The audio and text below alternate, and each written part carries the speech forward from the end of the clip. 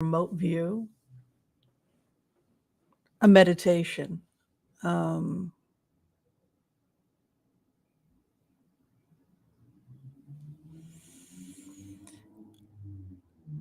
I meditate a lot and I try to step back and look at things objectively to the best of my ability. And if it speaks to you, so be it. And if it doesn't, so be it. Um, One of the themes that's been coming up a lot, for example, in the Torah, that I've been aware of more now than ever before when I read the Parsha Shavua, the portion of the week, is how often the Torah addresses this idea of people being jealous and how jealousy can provoke violence. And so it's mentioned over and over again that Abraham tried not to have anybody be jealous of him. Like they were jealous that he was married to Sarah because she was beautiful. And so he said, "Oh, no, that's just my sister." And he was always trying to play down jealousy because he knew that jealousy was half a step away from war. The more you had something somebody else wanted, the more likely it was going to evoke a case of violence. In this Parsha Shavua this week, they're talking about Jacob and Esau and how Esau was jealous of Jacob because Jacob got the birthright. He inherited it from his father. And there was this intense animosity. And so again, we find ourselves in a situation, another case in the Torah where people are on the verge of warfare and a wise person dissipates the situation by helping Esau not feel his jealousy is curved, by making him feel included rather than excluded.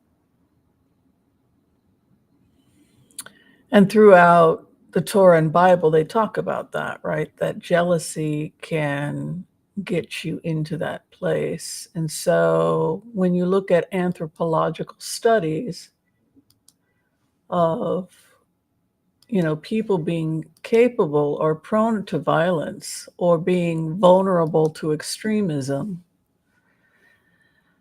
it isn't about the extremism, it's about what makes somebody vulnerable to being attracted to extremism. And whether real or imagined, the individual often is operating from a place of jealousy. And so how do we move people away from jealousy and away from conflict? If we take away the jealousy, theoretically, will we be able to, from an anthropologist, whether you believe the Torah is real, like that it actually happened, I don't think that that's relevant. What's relevant is that these stories are trying to teach us something about human nature and how to avoid war, and that the fundamental drive of war is often jealousy, that people are the most likely to get someone to be hot-headed and capable of violence is if they feel that they have been excluded from the process. And so when we think historically about what an oasis was a place that had a water source. It had a secure border, depending upon who owned it, and maybe there was another perimeter as well. So if you built something like this in North Gaza, it would be a second perimeter, right? So you'd have an outer perimeter, and then you would build an inner perimeter, which is a lot like the Holy of Holies, isn't it? You know, when you look at a temple, you know, when you think about a temple on the mount, you know, what that must have looked like, you could probably get historically uh, uh, well, actually, I'll say the second temple. Let's see if we can get a rendition of the second temple for people so that I can explain this again from an anthropological perspective for people.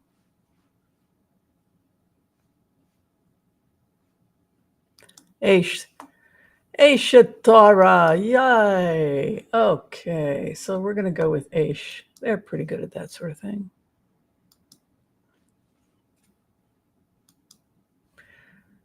So it's this idea when you look at a temple, a sacred site, that the more purified you are, the closer you get to the Holy of Holies, right? So you have the outer perimeter, right? So you have double security here, right? You know, you got the outside, then you got, you know, this is still safety, right? If you go into an oasis, but this inner area, this is where the good stuff is, right? And so what happens is when you think about Abraham's tent, he left, he secured the perimeter, but then he created another space where if people were willing to lay down arms, he had something very special waiting for them. His wife was an amazing cook. He must have had amazing Shabbases, right? And he invited non-Jewish people, Jewish people. He was not a snob. Abraham was not a snob, right? And so he was able to get people to, he was able in many instances to diffuse violence. And that is the concept of an oasis. An oasis is an opportunity for a person who is under the dominant culture to be given an oasis, a place to go in and be integrated and supported as they process um, their life, you know, particularly if you've lived in a war zone where you didn't have access to certain things.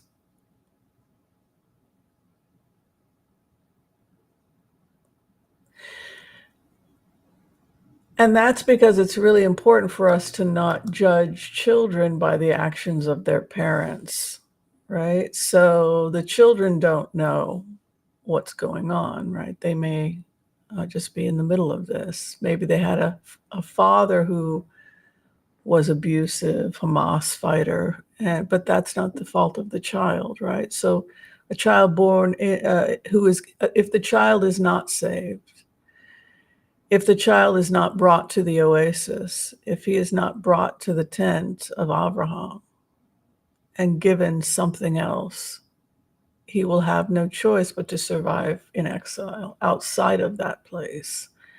And that is where the potential problems come in because it fosters jealousy. And jealousy is the fundamental cause of the problem. And that is why there's a way out of this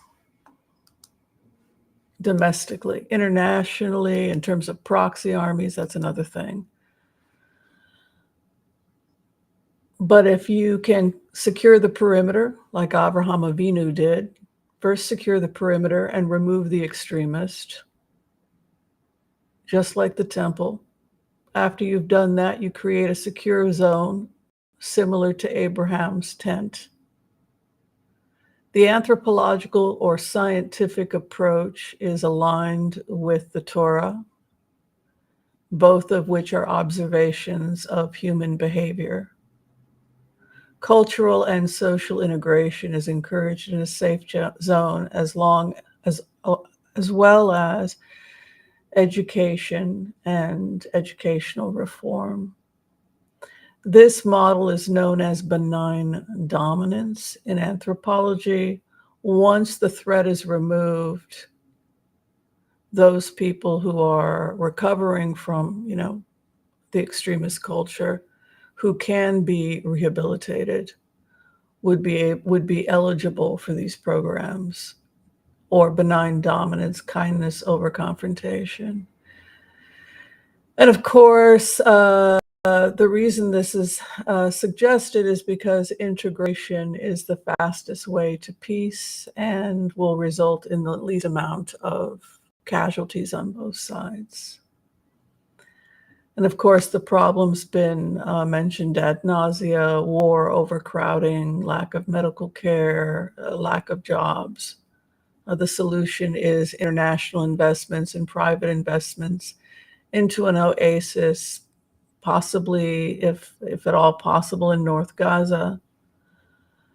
And those entering would have to enter into a non-violence agreement denouncing Hamas. And then they would be offered financial incentive, job training, etc., as well as living quarters, industry, etc., as they rebuild their country. If this theory holds true, the South and the extremism in the South would collapse relatively quickly, as more and more people would run to the oasis and the good life. The conclusion of this study and the conclusion of what we see in the Torah, which aligns with the study, is that the Oasis project would be perfect the day after, once the area has been safely secured. The last thing I wanted to say about the Oasis project is that the Gaza Strip is on an aquifer, and so historically it is in fact an oasis. And so this program, this thesis, this discussion, which I hope can happen in Israel, and hopefully Israelis can talk about it. I've sent copies to the War Cabinet, etc. But hopefully, if nothing else, as we try to come through this, we can also open up discussion about what we can do to make sure that this never happens again. All right, thanks everyone for listening. If you'd like to read the thesis, it's in the description of this video. It's based again on science and also on Torah. Enjoy the conversation. Thank you.